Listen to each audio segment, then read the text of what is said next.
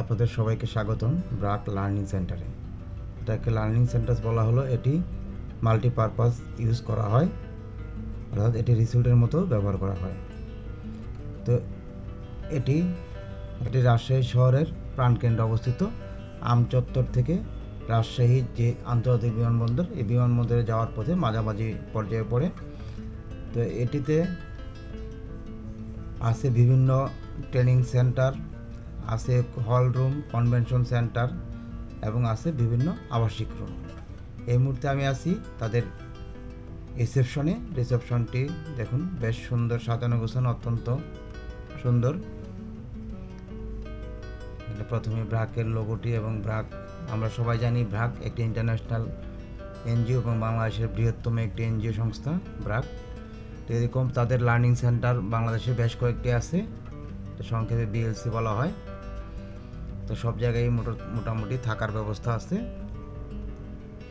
এই বিএলসি যে লার্নিং সেন্টারটি, এটি তো থাকার যথেষ্ট পর্যাপ্ত পরিমাণে ব্যবস্থা আছে বিভিন্ন রকমের রুম, কম ভাড়া থেকে বেশি ভাড়া বিভিন্ন ভাড়ার রুম আছে, সিঙ্গেল রুম,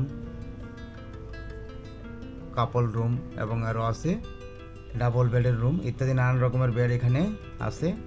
তো ভিডিওটা দেখতে থাকুন, আমি আস্তে আস্তে আপনাদেরকে সব তথ্যই দিব, এবং এই প্রতিটি রুমের ভাড়া কত করে পড়বে, কিভাবে যাবেন, সব তথ্যই এই ভিডিওতে পাবেন। ভিডিওটি না টেনে সম্পূর্ণটা দেখার জন্য সকলকে অনুরোধ রইল।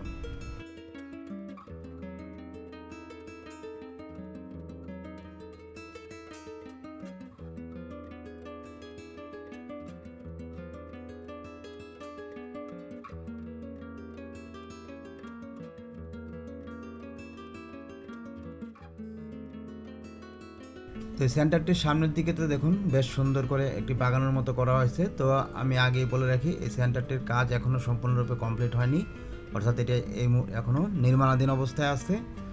তাই অনেক জায়গাতে এখনও কনস্ট্রাকশনের কাজ চলমান আছে।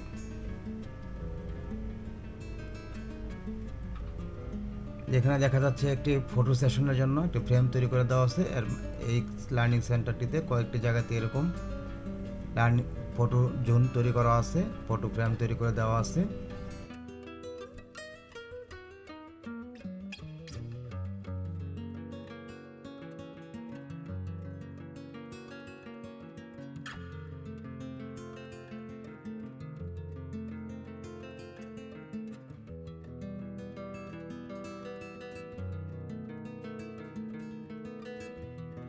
এই লার্নিং সেন্টারে আছে বিভিন্ন রকমের থাকার রুম, আছে কয়েকটি ছোটো ছোটো কটেজগুলি মূলত ফ্যামিলি কটেজের মতো। এক একটা কটেজে দুইটি করে আলাদা রুম আছে, এবং একটা কটেজ এককভাবে, মানে কোনো ফ্যামিলি যদি যেতে চায়, পুরো ফ্যামিলিকে এই কটেজটা ভাড়া নিতে হবে।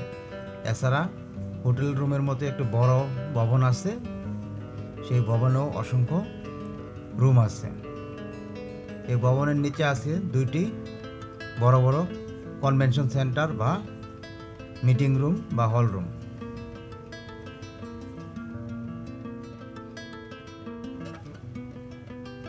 তো বাগানটির নির্মাণ কাজ এখনো পুরোপুরি শেষ হয়নি। আশা করা যাচ্ছে যে নির্মাণ কাজ শেষ হলে অত্যন্ত সুন্দর হবে, এটি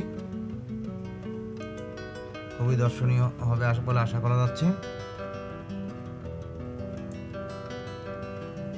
তো ব্রাক লার্নিং সেন্টার সম্পর্কে যাদের ধারণা নেই তাদের উদ্দেশ্যে বলছি, ব্রাক একটি এনজিও সংস্থা, পাশাপাশি তাদের যে বিভিন্ন ট্রেনিং সেন্টারগুলি আছে, ট্রেনিং সেন্টারগুলির সাথে জন্যই আবার আলাদাভাবে তারা তৈরি করে লার্নিং সেন্টার। এই লার্নিং সেন্টারগুলিতে সাধারণত ট্রেনিং ভেন্যু হিসেবে ভাড়া দেওয়া হয়।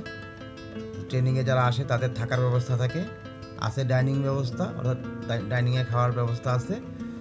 পাশাপাশি বাইরের যে কেউ অতিথি হিসেবে থাকতে চাইলে তারাও সেখানে থাকতে পারে।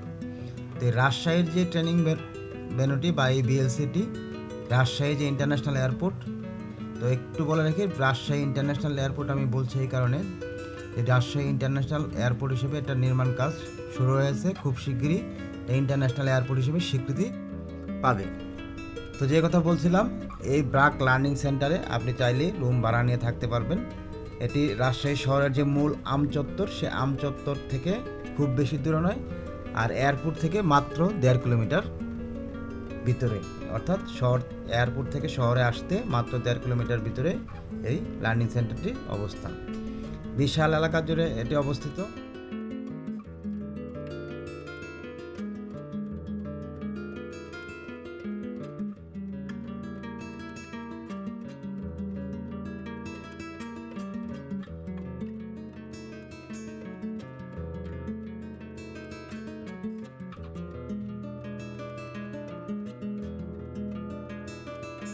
ফুল গাছগুলি এখনো খুব একটা বড় হয়নি, নতুন লাগানো হয়েছে বোঝা যাচ্ছে।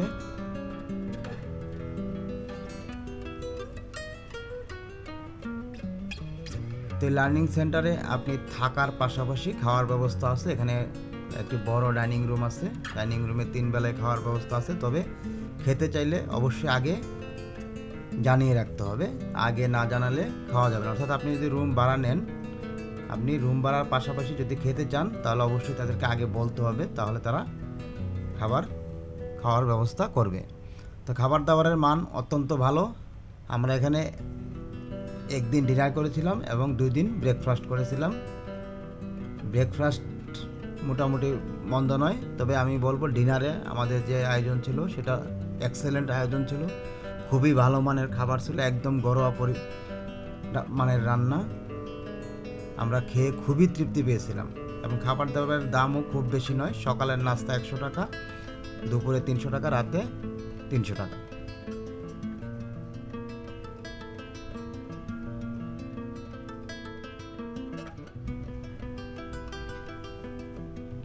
মূল আবাসিক ভবন এবং এই ডাইনিং রুমের মাঝখানে একটি ছোট্ট এই টি হাউসের মতো করা হয়েছে। এটা বসার জন্য খুব সুন্দর ডিজাইন, ব্যতিক্রম এবং নান্দনিক ডিজাইন করা হয়েছে। প্রত্যেকটি টেবিল এবং বেঞ্চ কেরোসিন কাঠের তৈরি।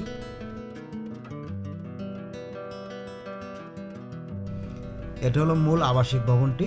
মূল আবাসিক ভবনটিতে অধিকাংশ দেয়ালেই কাচের ব্যবহার করা হয়েছে, অর্থাৎ ইটের ব্যবহার খুবই কম করা হয়েছে, যেটা অনেকটা পরিবেশ বান্ধব।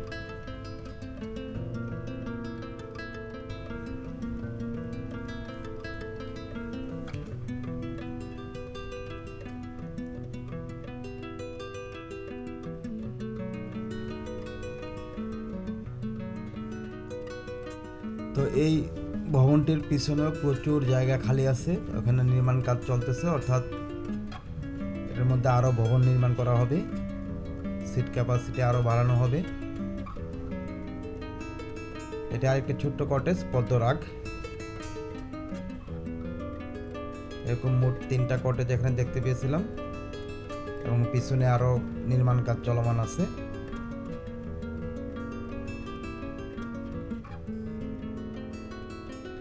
আমি এই যে মূল ভবনের প্রথম তলাতেই, অর্থাৎ গ্রাউন্ড ফ্লোরে একটি বড় হলরুম, এর অপোজিটে আরেকটি হলরুম আছে।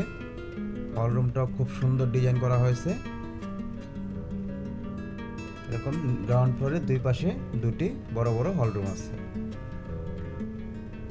এখান থেকে গ্রাউন্ড ফ্লোর থেকে দোতলায় যাওয়ার জন্য একটি লোহার ডিজাইন করা সিঁড়ি দেওয়া আছে। এছাড়াও পাশে আছে অনেক বড় সিঁড়ি।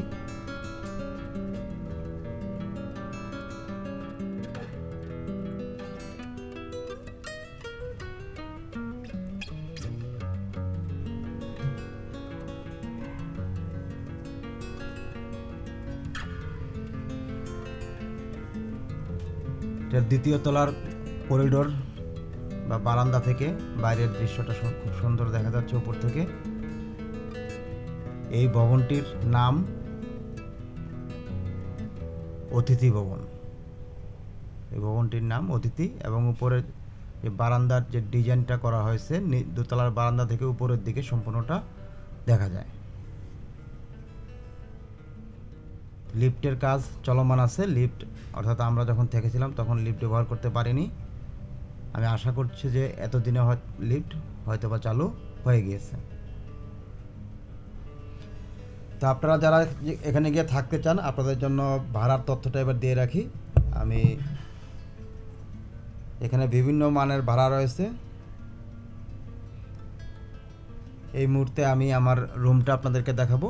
এটা আমি একটা কাপল বেডের রুম ভাড়া নিয়েছিলাম। কাপল বেড রুমটি দেখুন, রুমের সাইজটা যথেষ্ট সুন্দর এবং সাইজটা খুবই ভালো। ডিজাইনটাও মন্দ নয়, বেশ সুন্দর ডিজাইন। খাটের দুই পাশে দুটো সাইড বক্স আছে। তবে রুমে কোনো ড্রেসিং টেবিল ছিল না। ড্রেসিং টেবিলের বিকল্প হিসেবে একটি লম্বা আয়না লাগানো ছিল। তো যেহেতু রুম যে মানের রুম করা হয়েছে বা সার্বিক যে মান করা হয়েছে, তাতে একটি ড্রেসিং টেবিল থাকাটা জরুরি ছিল বলে আমি মনে করি। পাশাপাশি একটি ছোট্ট বার ফ্রিজও রাখা প্রয়োজন।